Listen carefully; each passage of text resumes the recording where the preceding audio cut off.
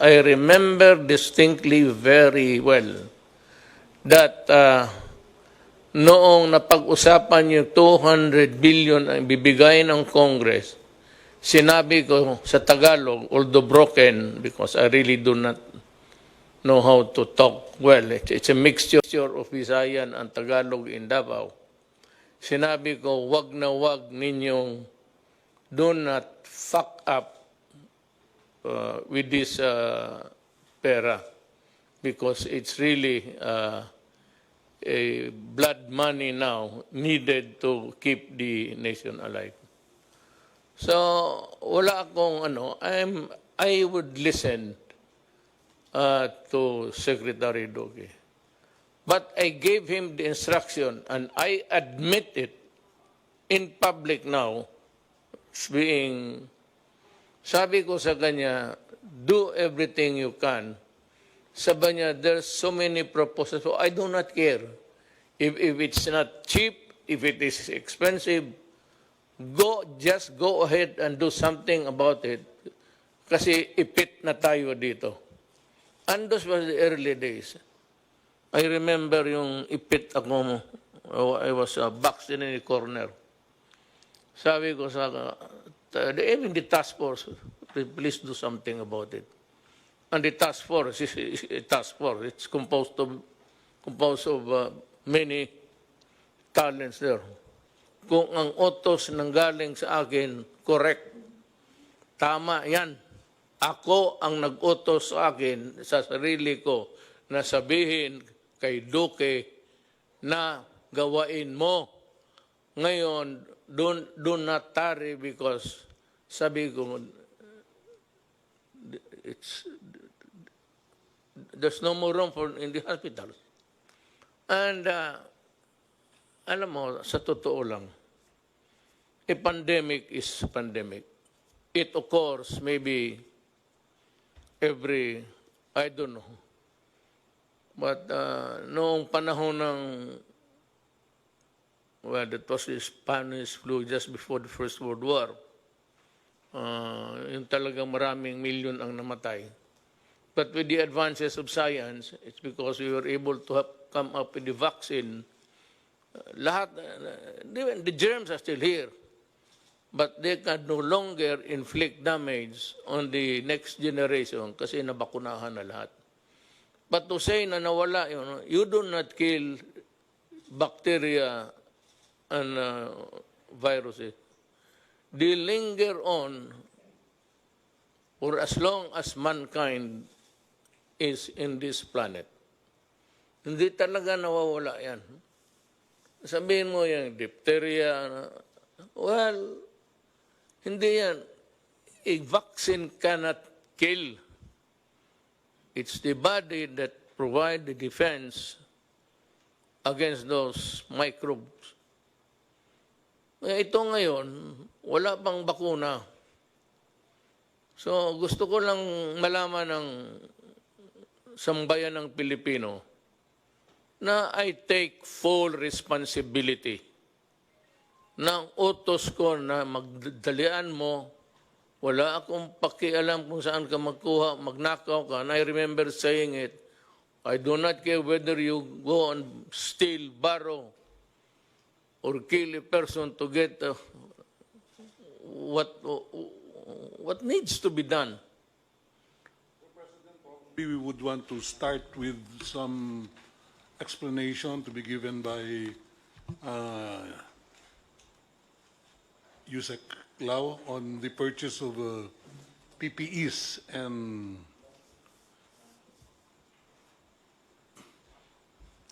some medical equipment. We have a mannequin there. That is the complete set of the personal protective equipment for a medical personnel to wear. Wala. Who's inside there? A woman? No, mannequin po. Bakit may mannequin ako dito? Kulang lang po siya ng ano tawag doon? It lacks the face shield. It's 9-piece item So we start with the most expensive part is the coverall. Yung parang may takip sa ulo. Okay. This is the coverall. It has a blue strip, which is this is one of the marks of a very expensive coverall, protection gear. This is what we call as Ebola level. Ang Ebola level, it can actually stop even air transmissible viruses. Ano siya? It's lightweight and it's non-woven, may heat seal, even the sewn portion is covered to make sure that pag nagkaroon tayo ng spill, air or liquid, hindi papasok sa balat or sa clothing ng mga doctors. So when you go international, lahat sila itong sinusuot. There's only one country who's not wearing this, it's Korea. Korea has the same item but no heat seal.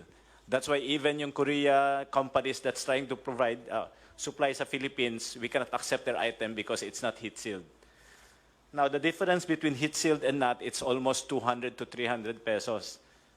So, mahal kasi. We have a price from DTI. There's one company known as Conweb. They are producing PPEs locally that will start on June this year. So, we will be buying it at 850 kasi local. But the materials will still be imported from China. But this one, pag imported to, at least 1,100. That's the statement of Senator Lacson, yung 1,097. This is one. Kasi this is actually 1,100. So when you say, they say PPE sa DOH, that's just the coverall. Now we have locally made items like this. Yung mga local kasi hindi siya medical grade. Tela ang gamit, fabric. So pag fabric, may tendency yun na papasok yung tubig. So hindi siya protective. It makes you feel secure, but it's not actually medically safe for you to wear. So let me interrupt you. Yes, sir. So do not buy that kind of overall suit. It is a plastic one that would place the health workers, even if there is just an iota of chance na buhay yan. Tama yan. Yun ang binili mo? Yes po, this Tama is yan. high grade po. Yes. Tama yan. Walang problema. There is a standard set by DOH and FDA. Ano po to, international standards, and we're following that. We don't go below kasi nga the company can be sued, we can be sued. I agree with you. Then the next po, we have the goggles. Yung goggles natin, there are many types of goggles. That goggles po, meron siyang butas but not direct. Pag direct kasi, pag may fluid, papasok siya. So may ventilation, but it's called the ventilation na indirect kasi may valve. So air can come in to make sure you will not perspire. The goggles is anti-fog para hindi siya mag-fog. And at the same time, may ventilation so that there will be no moisture. So pag wala siyang ganun, ang tendency you sweat, magpuputi-puti. The next one is we have two types of mask pinapasuot natin sa kanila. Both. We have the N95 or the KN95 and we have the surgical mask. Where is the other one? Nandun po. The other is a surgical. The blue one is the surgical, the white one is the KN95. Okay. It's the standard set by DOH, double mask po dapat ang suotin. And after that, we have the lab gown. The lab gown is isolation level. So the coverall is protective level, even air and water, hindi makapasok. The lab gown is isolation level. It means pag nilagyan mo siya ng tubig, hindi papasok. Pag nilagyan mo ng pressure, saka tatagos yung tubig.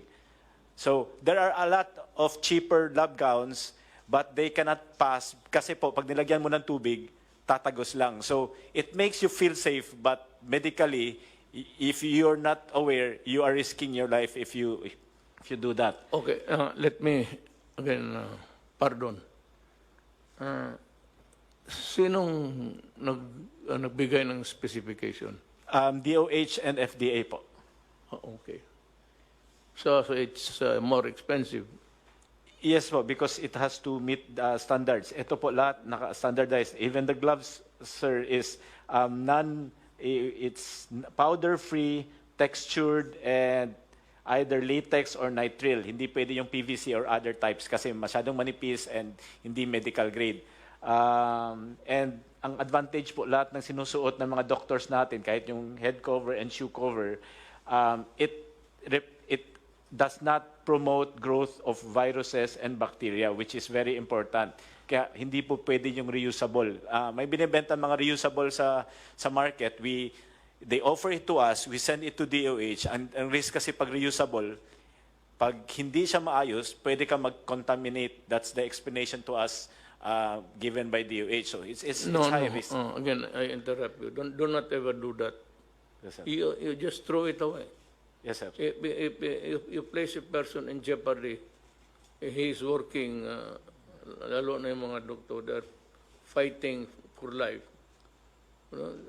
Tapon mo na yan. That's the reason why we are spending money. And we will spend money. I said, we can always sell everything that we have. Tapon na ninyo yung, kasi I read. Yes, sir. So sa kanila, yung sabulo, goes into the trash can pagkatapos. Pag hubad nila, tapon na sa trash can. I just would like to provide you feedback that the director of UPPGH, Dr. Gap Legaspi, had expressed to me that they're very, very satisfied with the quality and the level of protection that these PPEs provide their doctors. Kaya yung infection rate daw nila bumaba, Mr. President. So that is the same is true for all of our other hospitals who are now using this personal protective equipment. That's why I'd like to thank USEC Lloyd Lau for really ensuring that our healthcare workers, doctors and nurses are fully protected using the level 4 PPEs as we have specified. Pag panahon ito, medyo some say nag-flat na tayo. But ang problema, the number of cases is going high. Some 14319, 14,319. Sabagay, the only good thing there going in our favor was that the recovery rate is very high. 3,323 ang death, 5 lang bago. Total of active cases 10,000 lang. Ano ba talaga itong, are we on the second, third, fourth, or fifth wave? Or no wave at all? Mr. President, we're actually on the first major wave, major po, of sustained community transmission. Yung pong nabanggit ko na second wave and my assumption, my statement was based on the article that was published by Dr. John Wong of the Epimetrics. Dr. John Wong sits as one of the expert advisors of the Interagency Task Force on Emerging Infectious Disease. And to him, as an epidemiologist, a top epidemiologist, he considers that the 3 first cases in the Philippines, although imported, would represent a minor wave. Maliit na wave lang ho siya, sir. Tapos nagkaroon po tayo ng lull of about a month, the whole of February, and then March, nagkaroon po tayo ng mga umpisang reported cases. Alam mo, huwag ka masyadong ano dito, touchy sa issues because always there will be pro and cons. Pakinggan na lang natin because this is a democracy. Kaya lang, but democracy, there is the favor of attacks. Issues plus attacking the guy personally. So, alam ko ikaw, you are hard-pressed. And I know your situation. You just tell us if that is the one that's in your the gray matter between your ears. Eh, di sabihin mo, ano, ayaw ninyo maniwala, bahala kayo, basta ito yung akin. So maybe you should adopt that kind of attitude. So be it. If I committed the wrong, as long as there is no malice there, kaya ito na expensive. Hearing out now ni Attorney Lau, tama siya. And I would even caution when I said, do not recycle. Because recycle, you have to, yan ang ayaw ko. In recycling, you have to worry whether or not it will cause a new infection. And worse, it would affect the user. Ang user niyan, ang mga doktor. O ang akin lang dito is, I'm looking for, what I'm interested to know is that, is there graft and corruption there? Was dirty money change hands? Kaya talagang, pagkaya na, wala na tayong pinag-usapan, talagang mag-iwalay-iwalay tayo. Pero kung sabi ka lang, nagkamali ka, as it is, yung sabi mahal-mahal ng ano, ito nga yung panahon ng, I said, at the height of the contagion, wala naman akong narinig na gustong tumulong. Ngayon sa tayo, sabi, umaabot sa akin, meron dito, meron doon. So, sabi ko, papunta, si Bong, papuntahin mo sila dito at dalhin nila yung produkto. Kaya para tawagin natin ibigay natin sa Interagency Task Force. Wala naman. Let me ask you this very crucial question. I just want to be satisfied, really. Ano itong sinasabi nilang mas mura doon at itong mag-asawang spouses ko are the dealers of itong yung nabili ninyo at mahal? Oh, is there really a price difference there or haka-haka lang nila yan? I do not know these two personalities. Ito pong ko. Somebody might know about this couple. Perhaps, I don't know if Yusek Lloyd. Ito yung nagpabili. Ahente. Yes, Mr. President, they have offered to sell. They are owners of, I think, Omnibus. The company is known as Omnibus. They are A manufacturing company. no, they are the exclusive distributor of Sansure in the trading. Philippines. The first document that we have was a letter from them sent to the Secretary of DBM, Manila Avisado, that was sent to PSDBM. Their offer of the automated extraction machine is at 4 million pesos. We also have an email from them offering the said item at 4,350,000, which Senator Lacson is claiming that if you buy it direct from Sansure, it's only at 1,750,000. As per record, Omnibus Biomedical Systems Incorporated offered it at 4,325,000, and Guidance Management Corporation sold it at 5,274,423. Filana Serve Incorporated at 7,740,000. These are all domestic corporations selling Sansure equipment in the Philippines. However, during the bid, they did not win because a foreign corporation from Hong Kong-based, which is also an exclusive distributor of Sansure in Hong Kong, sold it to us, yung mga kits. So, natalo po sila sa bidding, kaya hindi sila nanalo. But they are complaining, why are we not respecting their exclusive distributorship? I think it was correct that it reached Sansure Corporation because we were discussing with Ambassador Wang through the Chief of Protocol, Robert Borge, complaining about these issues. The officers from Sansure actually went to the Philippines. I met them last Friday and also yesterday. We met them over lunch at DBM, And we personally requested that if they sell directly to the Philippines, and they're willing to forego of Omnibus, because they were actually negotiating that since they have relationship with Omnibus, can they use it as distributor, and they are willing to reduce the price. I think Omnibus is willing to reduce the price. But I made a statement, categorical express statement, that we are no longer willing to discuss with Sancho if they go through Omnibus, because they were given a chance before when the government really needed it, and they gave us a very high price and threw the ball to us that you can only deal with us because we're the exclusive distributor in the Philippines. So if we allow them to distribute now at a lower price, we're giving them a reward for what they have done before. Now that we can go direct to Sansure, we suggest that we bypass them, because we can get it cheaper. Second, they should pay for what they have done before.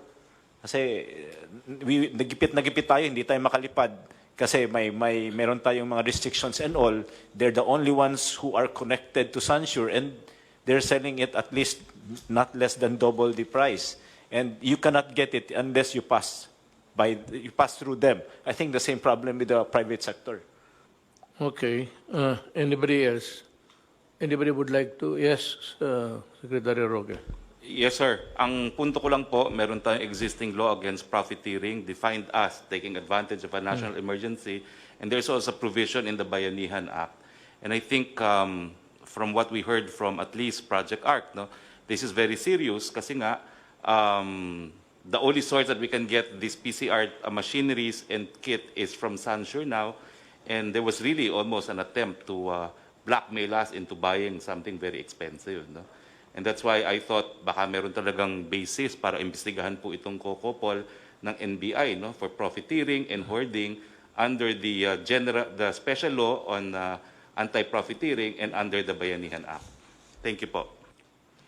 Oh, sige, we will act accordingly in the course of maybe we'll be able to give a statement to the public latest about 3 days.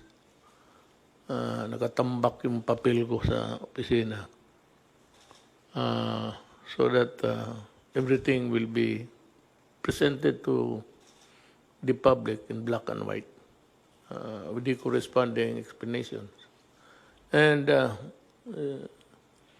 NBI should study the matter very, very carefully. Kasi alam mo, itong mga putang inang negosyanteng to, whether it's really an issue of humanity and the greed, yung hoarding na ano, you cannot, it's part of the business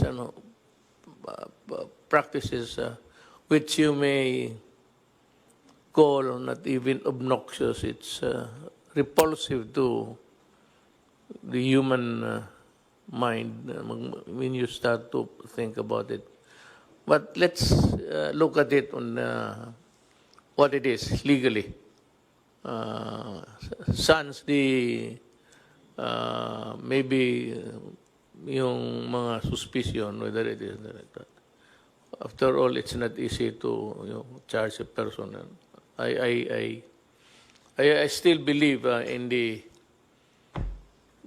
if the NBI has the probable cause, then go ahead. But I still believe in the what accruing to government people working, the presumption of regularity in the performance of their duties. Dito na naman tayo sa a more serious problem coming up is the issue of the OFWs coming in. Sa pagka ngayon, meron tayong 24,000 stranded in Manila.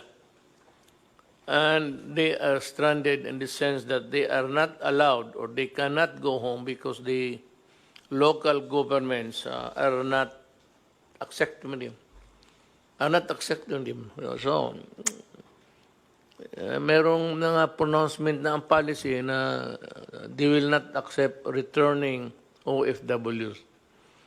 Ang masama nito, kasi pag ganun ang behavior natin, Secretary Bello says that there are about 302 coming in a short while, and 62,000, 302 and 62,000 are expected to arrive as soon as our airports are open.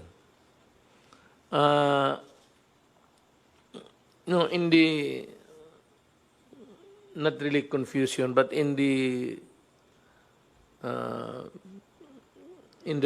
desire to protect their respective territories, ganon man. And I can say that if that is the way they would handle it, like somebody who's really a chieftain of a city or province during a pandemic time, okay yan. Pero alam mo, hindi naman lahat talaga nagkasakit. And it is very cruel actually to deny them to go home. Nandito yan sila sa hotel because they are not, or they cannot go home. First, because of lack of money and resources. So I have instructed, was it last night, through Secretary Roque, that I am ordering the use of all government assets, whether it's really the air or the sea or the transportation owned by government, that they should be utilized in accepting and probably delivering them to their, if possible, delivering them to their homes, to their families. Na itong coming na 302 it's a big worry. Now, yung 62 na dadating shortly, pag hindi ninyo tinanggap yan, magkagulo tayo ang Pilipinas. Now, let me be very clear. Let me talk about legality para wala tayong sakit ng loob. Nobody but nobody can really stifle the right of whether he is traveling and working outside and coming in, going home. Nagkaroon lang itong temporary an aberration in the movement of people because of the COVID. Ito ang sasabihin ko sa lahat. I said nobody but nobody. And only the national government can impose restrictions on travel because it is the only agency who can declare that there is an emergency of national interest. The issue is national interest. And that power of declaration is not shared by anybody. It's the national government. Ngayon, may mga syudad na ayaw nilang tanggapin. You know, I'm ordering you to accept them, open the gates of your territories and allow the people and allow the Filipino to travel wherever they want. Yung sequestration ng tao o lockdown should dovetail the national policy. Or better still, as not to confuse the people, you are not allowed to unilaterally declare na ganito, you are closing the entry, the egress and ingress ng tao. Mahirap yan. Magkagulo tayo, kanya-kanya kayong... So, if you want a measure to be implemented in your local government unit, ask permission from the task force. Because, alam mo, it involves many issues. One, in the name of humanity. Two, is the constitutional right. And ito yung pinakamabigat. It is the constitutional right of people to go home, to travel and go home. Do not impede it. Do not obstruct the movement of people because you run the risk of getting sued criminally. Ang agency, because it is the national government who declared there is a national emergency involving a pandemic, an issue of health, that power cannot be shared by anybody else. If you want, as an adjunct of government, maghingi ka ng permiso sa task force. They are the better position really to assess. Kawawa itong 24, so I'm ordering, kasali na yung pera sa, kung may naiwan pa, sa 200 million, gastusin rin ninyo yun para sa pag-uwi ng tao. Because the reason why they are here is connected with the issue of COVID. Nagsiuwian ito, diniport, kasi nga may pandemic involving the entire planet Earth. So the reason why they are deported or forced to go home is because of, well, maybe so as not to have a contagion involving a lot of, in numbers. To contain it, ito yung mga ating mga kababayan, pinapauwi. Tanggapin natin sila. Sir, yung pong order ninyo na 24,000 OFWs, lahat po yan ay na-test natin using PCR at lahat po yan ay negative. Kung sakali lang po na may makakalusot na nawala yung kanyang result at siya ay dumating sa LGU ng walang papeles, ang advice po natin sa LGU, tanggapin ninyo at ilagay ninyo sa quarantine hanggang dumating yung kanyang result. Sapagkat yung pong 24,000 po yan ay tested negative po sa PCR. Yeah. Opo. With, doubly, more reason really for not refusing to accept them. Kawawa naman. Alam mo, ladies and gentlemen, if you are listening, Pilipino to, kababayan natin. Tanggapin ninyo and provide for sequestration houses if you want. Yung doon sila i-quarantine. Pero hati-hati tayo sa problema. Total, hindi naman kami nagkulang. Whatever you need, we provide. It's just a matter of time. You cannot service the entire 110 million Filipinos at once. That's why I think it's ignorance only on the part of the LGUs. They don't understand, you know. So I think tama ho yung sinabi niyo, we should lecture to them. We should have seminars. I'm willing to give it even via Zoom, di ba? We're doing this anyway for LGUs. We can do it for them. No? We have to educate them. Mr. Well, anyway, President, the 4,000 will be home to their own provinces by Thursday. But it behooves upon the Right? DILG to really see to it that everybody is delivered and returned to their homes, sa pamilya nila. Nung panahon ng good time, we were experiencing the benefits of the dollar. It formed a big part of our GDP. GDP is simply income. Ang ibig sabihin ng GDP is income. Nung income na sa bansa natin, malaki because nandito ito mga OFW. Tapos ngayon hindi natin tanggapin. Oh, what's the fuck? That's final.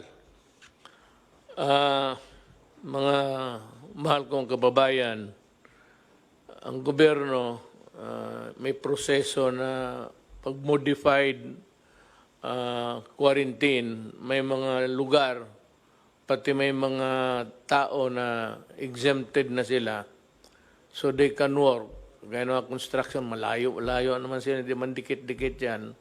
Pero dahan-dahan yan. Pero ito lang ang pakiusap ko. As I said before, kayong maglabasa na, baski na hindi nga kayo pinapayagan, lumalabas na kayo eh. Hindi ko naman kayo madampot, pati yung mga bata ninyo kung isalin ninyo. But ito ilagay ninyo sa ulo talaga ninyo, ha? Sa conscious mind ninyo palagi. Ang COVID ho, nandito pa. And yung pagpalabas ng mga tao, hindi ibig sabihin na tapos na ang COVID. Nandito pa rin. So, kung gusto mong lumabas ngayon, sa ngayon, wala pang medisina, walang vaccine, at your own risk yan. Kung maglabas ka, sabihin mo, wala mang mangyari, magandang antibody ko, gano'n, okay. Pero pagdating sa panahon, at nagdelirium ka na, at ginamit na yung ventilator, yung ventilator is the last chapter sa hospital. May lagnat ka, tapos may oxygen. Pero pag ginamit na yung ventilator na yan, ibig sabihin yan, yun na yung maskara mo papuntang langit o saan. Bantay kayo dyan. Do not be reckless. That's the word. Huwag kayong masyadong pabaya na basta sinabi ko sa inyo, alcohol, hugas kamay, mask. Maglabas kayo, take all precautions para walang sisihan. Gamit ka ng mask, gamit ka, pag tinamaan ka pa rin, papanahon mo na. At saka, if you are not allowed to go out, especially yung bata, pero malapit na. I think by the grace of God, we will have the vaccine before the end of the year. So mag-asa na lang tayo sa mga marunong at saka mayaman na mga bayan. They are feverishly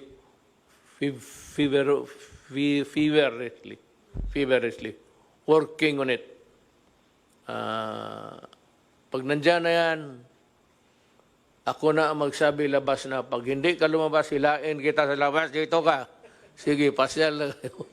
Kaya may bakuna na yan. Bakuna muna dahil tapos bahala na.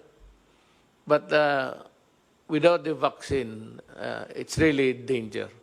It spells disaster. So, mask, hugas kamay. Mga bata, wag muna. Yung opening ng classes, that's a very... I will not allow the opening of classes na magdikit-dikit yung mga bata. No? Bahala na hindi na makatapos. For this generation, wala na matapos na doktor pati engineer. Wala. Kasi hindi na wala ng aral. Laro na lang. Unless I am sure that they are really safe. It's useless to be talking about opening of classes. That's probably bad. Para sa akin, bakuna muna. Pag nandiyan ang bakuna, okay na. So, remember that. pati yung mga mayors, governors, kindly remember that they are Filipinos and that there's only one body, the government through the task force, who can make pronouncements about lockdowns, about quarantine, or sequestration of whatever. Mahirap yan. Isa lang ang gobyerno. The national government makes the pronouncement. You just follow. And itong sabi nga ni General Anyo, ito, tinamaan rin ito ng COVID si General. Sabi niya, in 24, on his oath of being a public officer, when you talk about official matters in an official discussion, your word is always under oath. So, sabi ni John Anyo, safe yan. Pag magkamali, may reinfection, then we will act accordingly. But anyway, he's the one who would i-husband niya yung the whole setup. Maraming salamat sa inyong lahat.